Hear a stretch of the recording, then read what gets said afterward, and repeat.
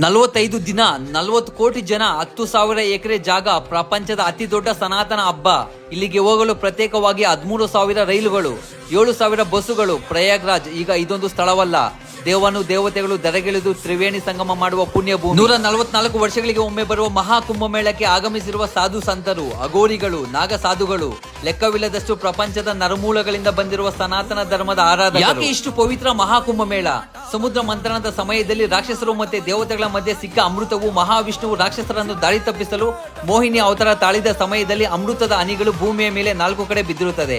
ಅವೇ ಈಗಿನ ಹರಿದ್ವಾರ್, ನಾಸಿಕ್, ಉಜ್ಜಯಿನಿ ಹಾಗೂ ಪ್ರಯಾಗ್ರಾಜ್. ಗಂಗಾ, ಯಮುನಾ, ಸರಸ್ವತಿ, ತ್ರಿವೇಣಿ ಸಂಗಮ ಹೊಂದಿರುವಂತಹ ಈ 4 ಸ್ಥಳಗಳಲ್ಲಿ ಕುಂಭಮೇಳ ಆಚರಣೆ ಮಾಡಲಾಗುತ್ತದೆ.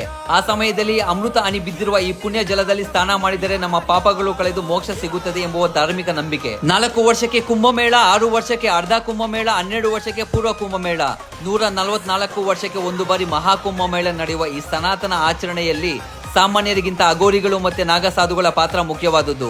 ಅದರಲ್ಲಿ ನಾಗಸಾಧುಗಳ ಪಾತ್ರ ಅತಿ ಮುಖ್ಯವಾದದ್ದು. ಯಾಕೆಂದರೆ ಅವರು ನಮ್ಮ ಸನಾತನ ಧರ್ಮವನ್ನು ರಕ್ಷಣೆ ಮಾಡುವ ಒಂದೇ ಗುರಿ ಇಟ್ಟಿರುವ ಮಹಾನ್ ಸಾಧುಗಳು. ಪರಮಶಿವನ ಆರಾಧಕರಾದ ಇವರಿಗೆ ಓಂ ನಮಃ ಶಿವಾಯ ಅಂತ ಕಮೆಂಟ್ ಮಾಡಿ ಗೌರವ ತಿಳಿಸಿ ಫಾಲೋ ಮಾಡ್ಕೊಳ್ಳಿ. ಧನ್ಯವಾದಗಳು.